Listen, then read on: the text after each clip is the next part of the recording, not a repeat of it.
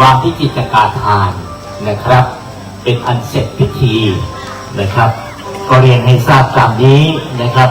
ท่านที่ยังไม่ได้เขียนแผ่นทองเชิญนะครับวันนี้ทำบุญด้วยเงินไม่ขาดกระเป๋าทำบุญด้วยข้าวไม่ขาดหม้อคอไม่ขาดสร้อยก้อยไม่ขาดแหวนแขนไม่ขาดคู่ควง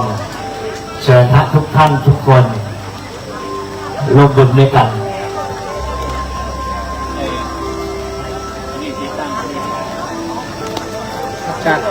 แนะนำอะไรอย่างนึง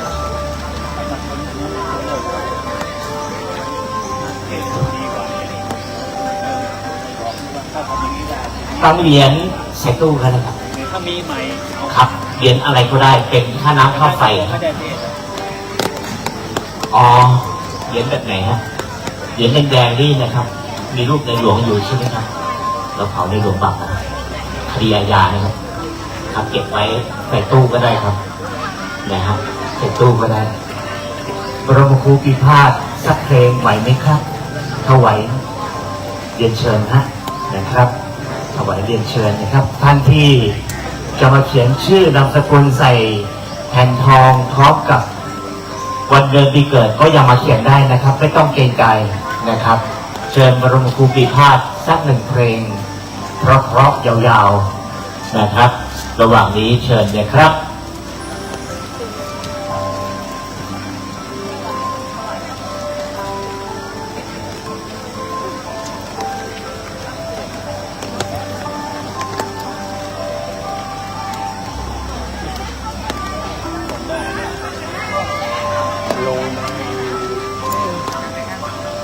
ท่านที่บูชาทัดบางสกุลแล้วกับหลวงนะครับเชิญมาวางทอดผ้าได้ที่เบื้องด้านสามเณร4 รูปนี้นะครับส่วนหลวงหรือว่าฟืนเงินฟืนทองให้ท่านถือไว้นะครับเดี๋ยวจะมีพิธีช่วงที่เชิญให้ท่านได้ไปวางหลวงที่เบื้องหน้าจิตกาทานนะครับ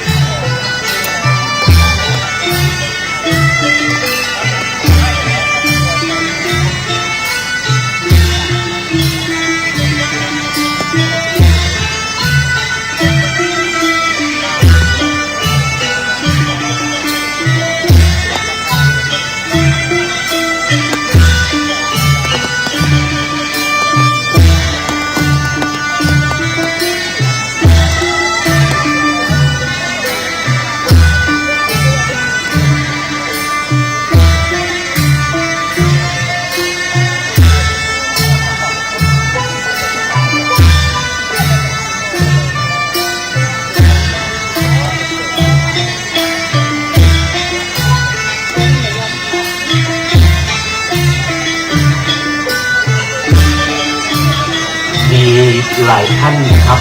บอกว่าเดี๋ยวรอก่อนว่างั้นนะไม่ต้องรอครับเวลาและวารีไม่มีจะคอยใครรถเมล์และรถไฟก็เล่นไปตามเวลาอย่ามัวโอเออื่นอาจก็มักจะพลาดปรารถนาชวดแล้วจะโศกานะครับพอถึงเวลาเนี่ยฝนก็จะตกหลวงก็ยังไม่ได้บูชาผ้าบางสุกุลก็ยังไม่ได้ทอดท่านจะทำยังไงเชิญนะครับด้วยเสียงนี้ขอจูงมืออันสูงเกียรติจูงใจอันสูงส่งของคณะสภาสาธุชนนะครับตอนนั้นตรงที่ยืนอยู่นะเสื้อสีอะไรนะสีชมพูเที่ยวดาราช่อง8เนาะวันนี้มีดารามายืนเฝ้ากองอำนวยการให้ผมด้วยจะไปขอถ่ายรูปได้นะครับอย่าไปดีถูแล้วกันไปขอถ่ายรูปได้บูชาได้เลยนะครับบูชาผ้าบางสุกุลพร้อมกับหลวงเงินเงินทองได้เลยนะค คุณเหี่ยวไหสี่หูตั้งแต่ผมผ่าตัดมาเนี่ยความจำเลอะเลือนฮะเมื่อปีที่แล้วเป็นหนี้ใครไม่รู้3,000ผมก็จำไม่ได้จะยืมใครมาจำไม่ค่อยได้นะครับตอนนี้ผมเป็นเรียกว่าฝ่ายเดียวกับท่านพระครูเมธีธรรมวงศ์โดยเต็มตัวแล้วท่านพระครูเมธีท่านเป็นมะเร็งผมก็เป็นมะเร็งครับ